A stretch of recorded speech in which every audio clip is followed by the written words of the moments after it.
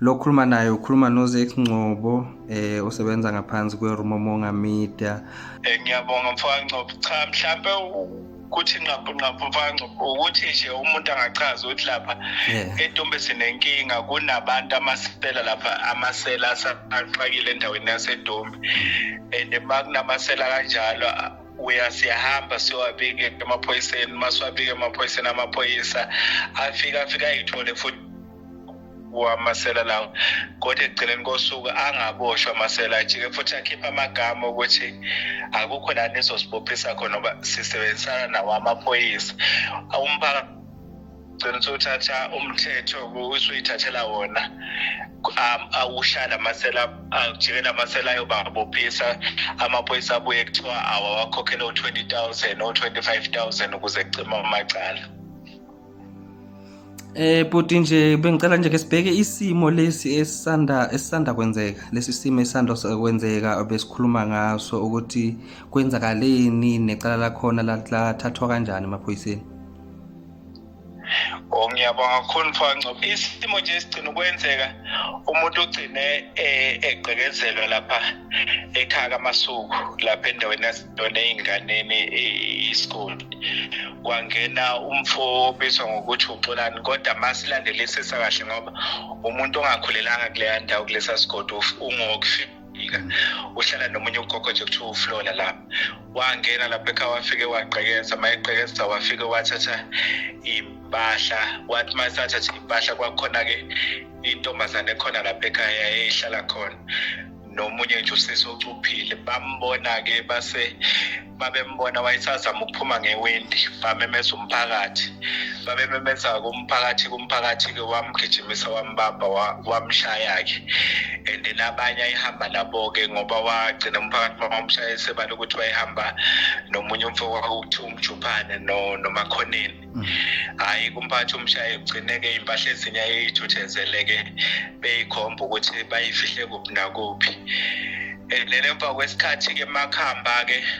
sithole ke impahla ke kugcina kuthiwa hayi ngoba abantu abangomakhelwane ke indaba ayikhuluma ephele ke kuhanjwe ke khambe isikhathi emva kwesikhathi mhlawumbe emva kwamaviki amabili ngizwe nami sengila igoli ukuthi kufika amaphoyisa ezobopha abantu ekhaya mayifika ezobopha abantu afika abopha lawo mantombazana amabili eyodwa yayo ikhulelwe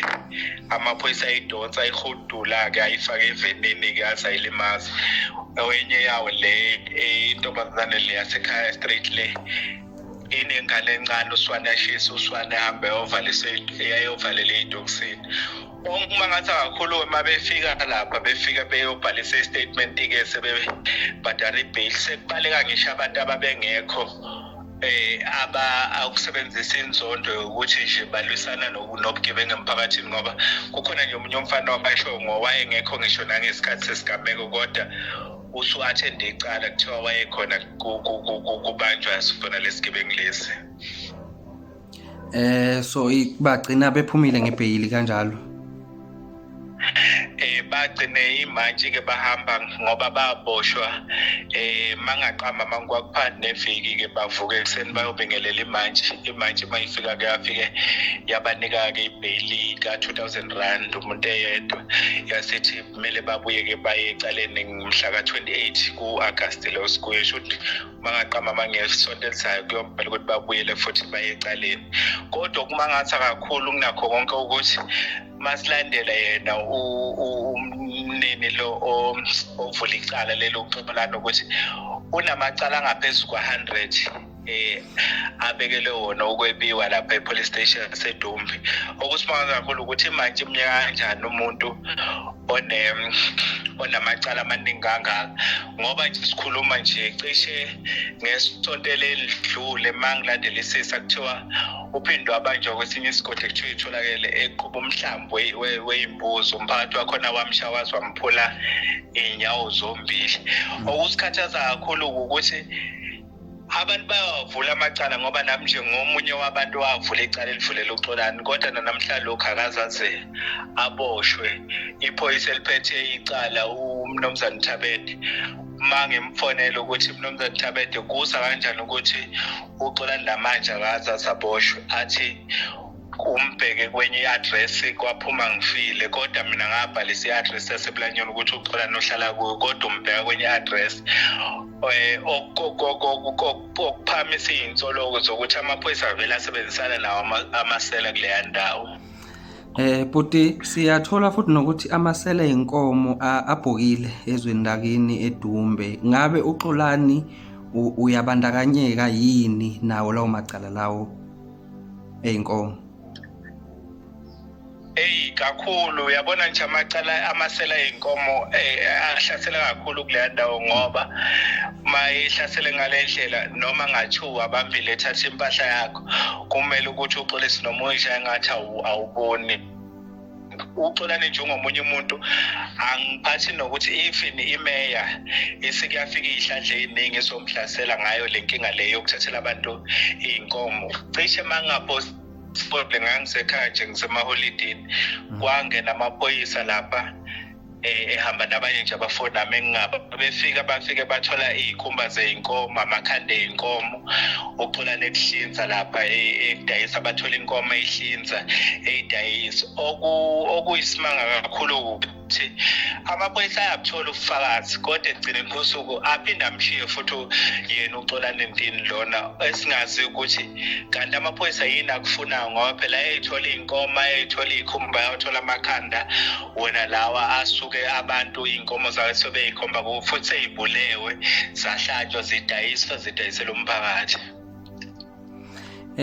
Nje bengicela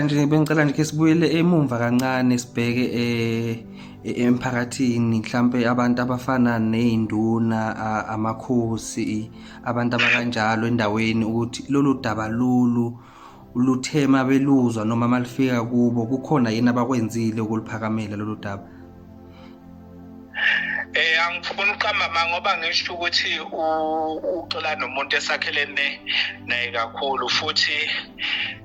ngicabanga ukuthi incane kakhulu izinto esuke zenzeka ngingazazi, ngoba induna nje khona lapha umfoka Mkhabela uke wabikelwa ngalo daba, wafika naye futhi lapha, kodwa futhi akukho okuyizinyathelo engeke ngakuzwe emva kwalokho ukuthi okwenzeka. Futhi naye masangena naye lapha somphakathi nenimasingena lapha siyobheka, safike futhi sathola inyama, sathola izikhumba zeinkomo, sathola izimbuzi zokwebiwa, and mabefuna njengabantu ababhekelele umphakathi ngeyinduna bethi bacela ukuthi bekhiphe phela izincwadi zokuthi le imbuzi lezi eyikhona la noma eyihlatshiwe zithengwe kuphi. Kwaphuma incwadi yango-2012 yembuzi, njalo makufika amaphoyisa babakhiphela incwadi yango-2012 incwadi eyodwa, kodwa amaphoyisa wathathi inyathelo. Imeya nje nayo umfoka uSibusiso Mkhabela naye ungamthinta ngalolu daba, naye ukwabandakanyeka, ngoba nawe uXolani ukwamthathela impahla khona endaweni kusenkempeni ufuyafuye khona, ukwafika naye ezohlasela lapha. Kodwa-ke kugcine futhi into yakhona iphelele emoyeni, okusimangaza kakhulu ukuthi ngoba imeya yinduna amakhansela kuba amaphoyisa uqobo, ngoba nawo amaphoyisa mawufika lapha ngeke ke size siqamba amanga mfoka Ngcobo ukuthi kukhona amaphoyisa wona asenabo ubuqiniso, ngoba amaphoyisa ayakhala ngawuXolani amanye, bese-ke kuwukuthi-ke kuhlukene phakathi kukhona abantu abasuke bezuza ngawo uXolani abenza bona ubugebengu ngaphakathi, ngoba yasho wona kodwa ukuthi uXolani unabantu asebenzisana nabo ngaphakathi khona estation, okwenza umphakathi idlima noma iy'ngane ukuthi kwenziwe ngathi uboshiwe bese segcineni ekhishwa ngasese, maniqeda nje ukuphuma kwenziwe ngathi uye emantshini ekhishwe ngasese, kudlalwa lowo mdlalo, okuyinto-ke eseyangisumisa phansi ukuthi mhlampe ngicela usizo kwezinye iy'ndawo. Siyabonga nje kakhulu nje mfethu, nanesibindi mfethu obe naso ukuthi ukwazi ukuthi ulisukumele lolu daba lolu engathi lubucayi, ngoba phela lifaka ne-corruption phakathi yini. Siyabonga nje kakhulu mfowami. Hayi kubonge mina mfowami Ngcobo, ungadinwa nangelinye ilanga. Alright.